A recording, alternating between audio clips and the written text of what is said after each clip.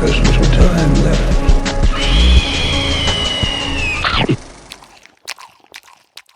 Welcome to Hamburgers and Horror, the home of meat, monsters, and men who are tall. I'm Noah Hook, and today we're looking at Phantasm Ravager. The fifth and currently final entry in the Phantasm franchise premiered in 2016, and it continues to follow Mike, Jody, and Reggie as they face off against the Tall Man. This time, the fight takes place across multiple timelines, alien planets, and altered realities where no less than the fate of Earth is on the line. This is the only film in the franchise not directed by Don Coscarelli, although he does act as producer and co-writer. Rumors of a new entry would continuously pop up after the release of Oblivion, but Coscarelli would constantly dispute them. Turns out he was being a bit coy though, as this fifth entry was shot between 2012 and 2013 by a new director. Ravager was directed and co-written by David Hartman, who has mostly worked on animated shows like Astro Boy and Transformers Prime. How and why he got his hands on this property is a bit of a mystery to me, but I assume he's buddies with Coscarelli. The film features the core four of the franchise, with Angus Scrimm, A. Michael Baldwin, Reggie Bannister, and Bill Thornbury reprising their roles. It also features Dawn Cody from Pleasantville, Daniel Roebuck from Final Destination, and Kathy Lester from the original Phantasm, who reprises her role as the Lady in Lavender. Cinematography was collaborated on by Hartman and Brad Baru of Night Drive, and the score was once again composed by Christopher Stone of the previous two films. Sadly, at the very least, this will be the last time we see Angus Scrimm in a new Phantasm movie, as he passed away in 2016. Ravager isn't exactly a beloved film, but I think I speak for the whole fan base when I say thank you to Mr. Scrimm, Coscarelli, and the rest of the team that has been bringing this story to life for 40 years. Ravager premiered at Fantastic Fest before being sent straight to streaming, where it was met with mixed reviews from critics. People continued to enjoy the chemistry between the film's leads, but found Ravager to have especially bad digital effects, amateur-level cinematography and set design, an even harder to follow plot than usual, and a finale that doesn't really add up. It currently has a 54% and 28% on Rotten Tomatoes, along with a 2.4 on Letterboxd, largely making it the least successful of the franchise. As with parts 3 and 4, I watched Ravager for the first time for this review, and I have to say its reputation makes some sense now. But there's still a lot to enjoy here, so it's probably time we get started. Alright boys, go grab your quad barrel shotguns, cause we're watching Phantasm Ravager. The movie opens in the desert as our hero Reggie reminds us of the Tall Man and his wicked powers. He's a shapeshifter with superhuman strength. He enslaves the dead, uses them to create terror.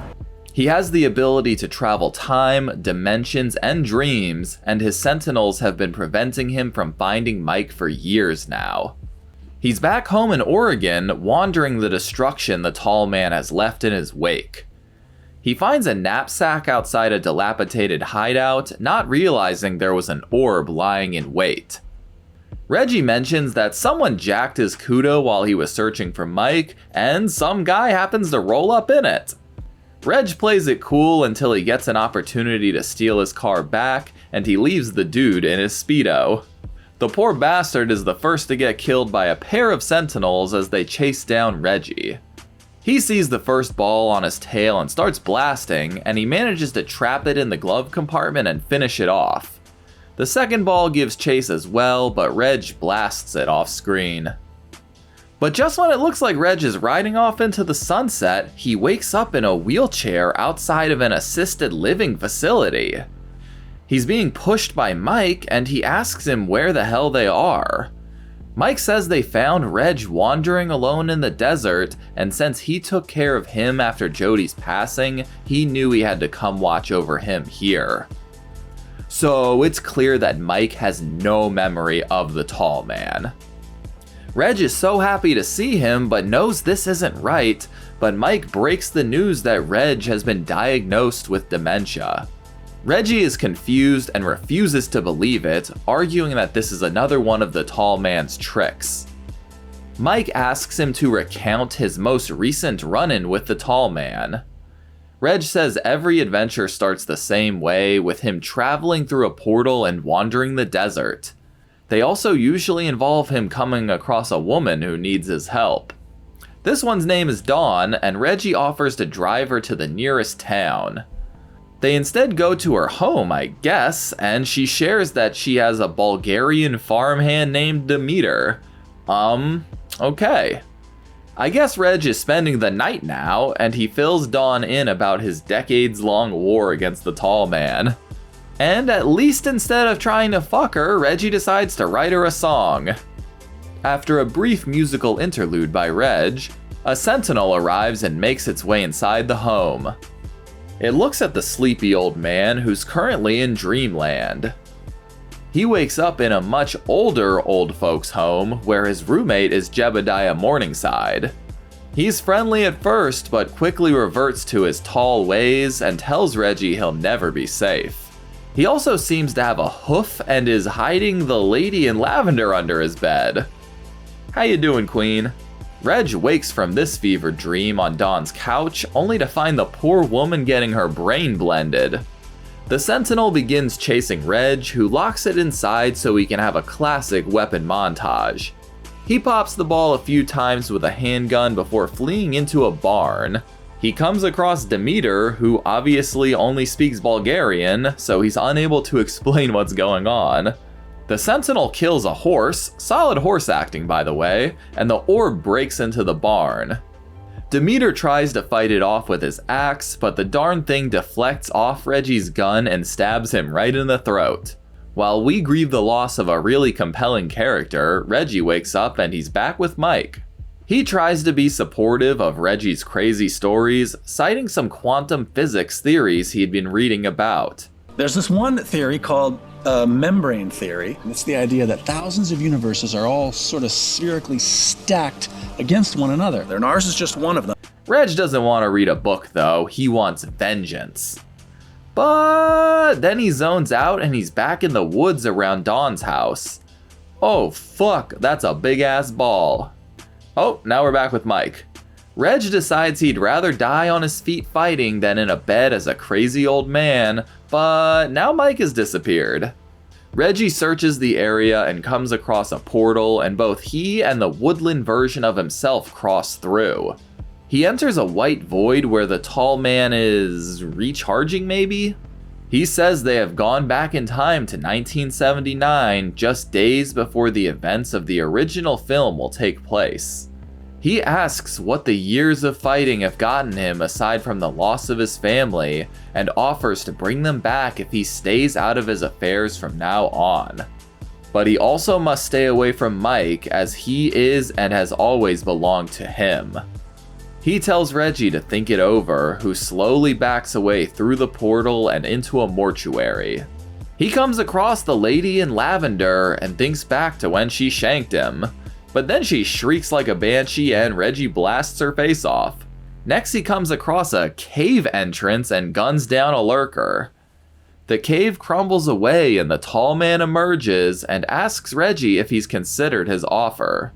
Reggie turns him down and tries to shoot him, but his mortal weapons don't work here. Reg doesn't want some reanimated corpses in the shape of his family, but he does intend to save Mike and Jody.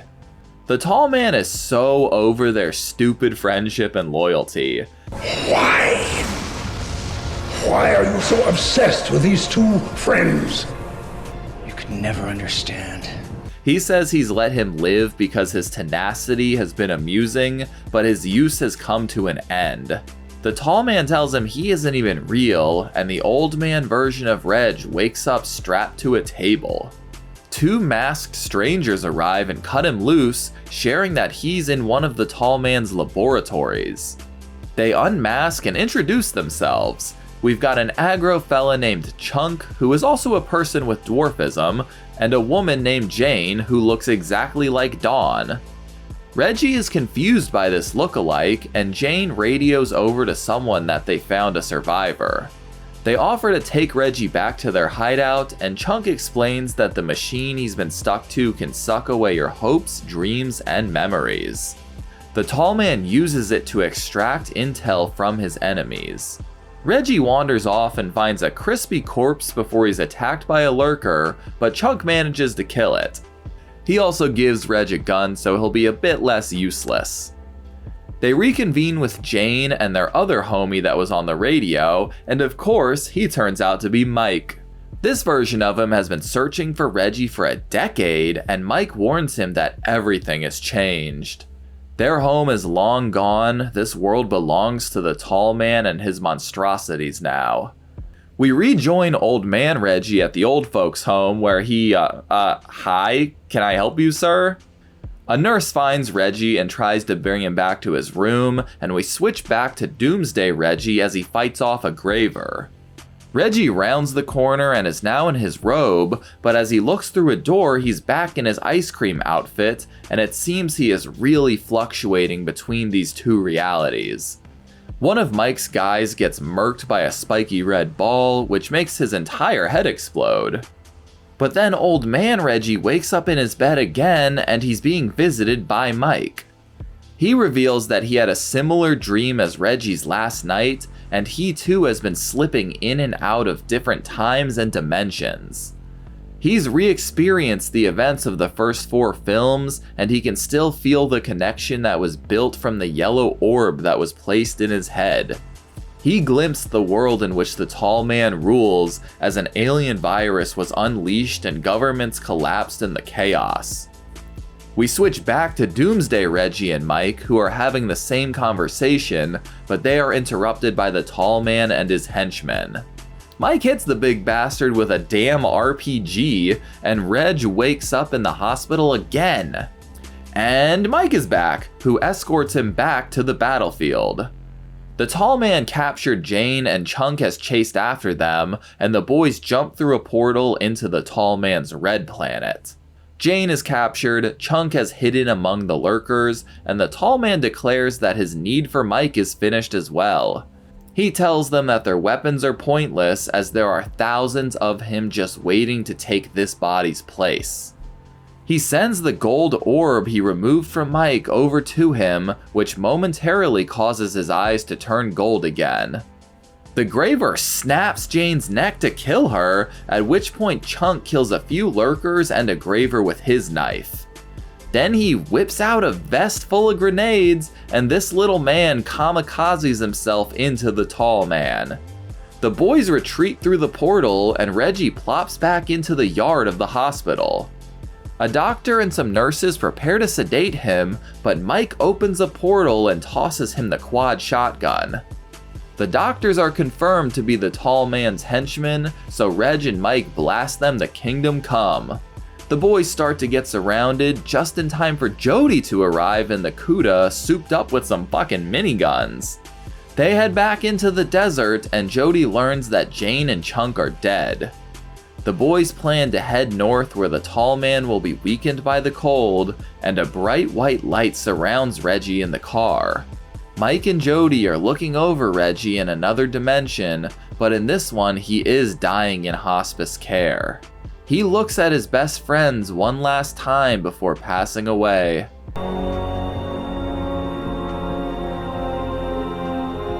We look over the many Mikes, Jodys, and Reggies in the forests, in the Morningside cemeteries, in the old folks' homes, and in the deserts throughout space and time as the boys ride into the sunset to end the movie. But wait just a second, folks, we've got a mid-credit scene.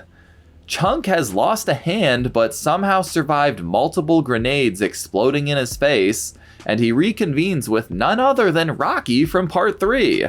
They agree to be fuck buddies for the time being, and they catch a ride with Reggie and the boys to properly ride off to face the big balls of the tall man. And that's Phantasm Ravager. Oof, we got a lot to talk about here. I'll start with some of my positives. It's taken me a couple of watches for it to happen, but I've definitely come around on the story more than I did on the first watch. I especially enjoy the way that Ravager tackles the issue of aging.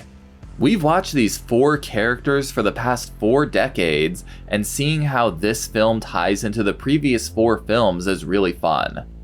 Reggie takes center stage this time, and watching him struggle through the tall man's traps and mind games and eventually break free is very fun as well.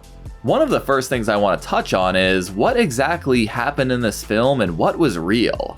Ravager pushes the previously hinted at elements of multiple dimensions to the max, seamlessly gliding between time, space, reality, memory, and fiction. There are at least 3 different Reggies in this film.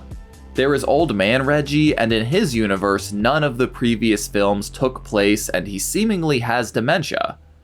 There's Woodland Reggie, who meets Dawn, and there is Doomsday Reggie, who has been on ice for a decade.